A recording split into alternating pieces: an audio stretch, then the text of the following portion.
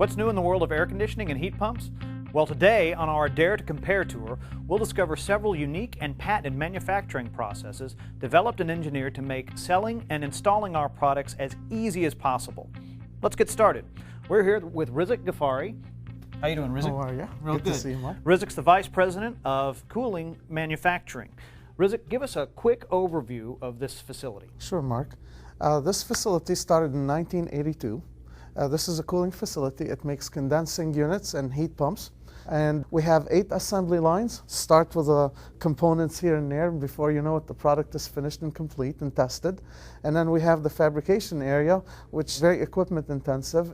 It's pretty neat to go and watch and see what we make out there. Wow, well that all sounds very interesting. So tell me, what's the biggest thing that you've got going on here at this facility? Well, let's go out and check it out. Sounds good. All right.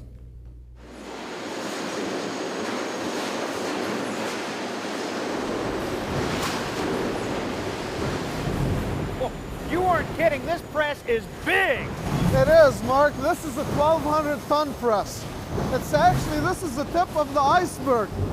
It's 23 feet below the ground that you're standing on. You're kidding me! This machine here makes every single top and bottom for all our chassis sizes on the heat pump and the condensing unit. It's all being made right here. This is the heartbeat of the facility. Boy, you're telling me, boy, that's a lot of stuff every year. You can see the operator is just taking the parts and racking them up. All right, show me something new, because this is great. Well, the next stop we're gonna do is we're gonna show you something huge, but it's rather small. Hang on, now you're just trying to confuse me. I know I am. Let's go to the 5mm fin press and watch that. Let's check it out. All right.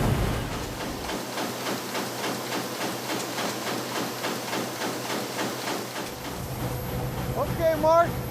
Now, by the time we made it here, we already have ran about 10,000 pounds of steel on that 1,200-ton press. That's amazing. But hang on a second.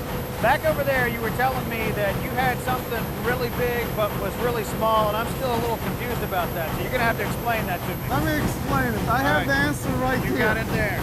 This is what I mean. It's something huge but rather small.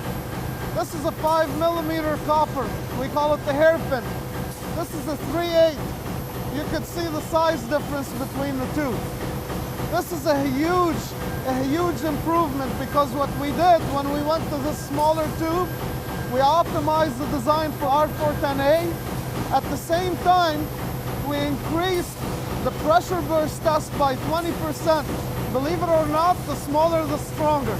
That's how we were able to take that 2-ton unit and make it smaller than 1.5-ton unit just by going to that.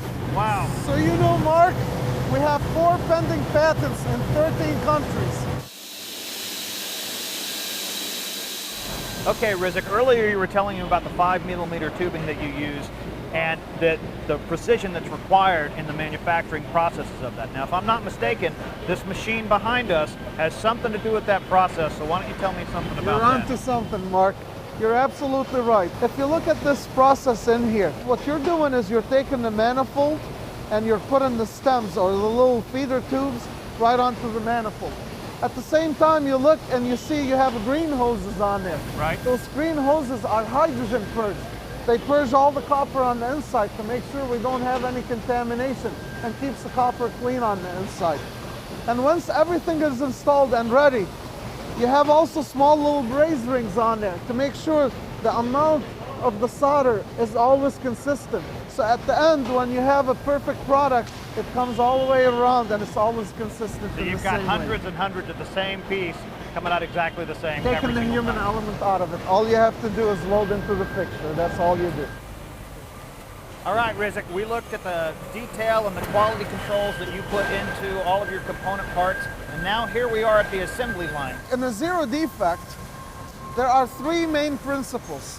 The first one is, are we conforming to the standard and the quality requirements we have, which is defined by the customer, okay? It feeds in from the customer.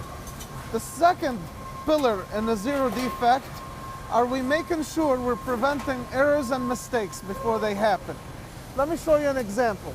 Okay. An example of error proofing is this screen right in here. This is one of the Visual Factory that tells you, and it matches the part with the bill of material to make sure our operators are not making a mistake. Another one is over there to my right, and this system is called critical component scanning. If you see over there, there's a green check mark right now, and it went away. That tells you you had the right combination based on the bill of material, based on the right part number you're running down the line. So while you're working, all you have to do is give a quick look up, know that you're good, and it goes on, and you move Take to the the next. human factor out of it. You make the move to the next assembly. Absolutely. What next? And then what's next is every single unit gets 100% tested. Even though we have that high quality requirement, it doesn't mean that we do some and skip others. As a matter of fact, every single unit gets hooked up, and what we do, we stabilize the pressure inside the system. Then we apply voltage to the system, and we check for high pot. From that, it turns on the compressor at a low voltage to make sure your compressor comes on at the lowest voltage possible. Then your fan comes on, the motor turns on to make sure those two combinations are working, and it's looking for voltage and amperage. If you look on the units, you have an accelerometer where it measures the vibration on the unit. So while the unit is running, it makes sure we don't have any loose components, something didn't get tightened. We do a gross leak check on the braze line. We do a pressure decay, which is a gross leak check.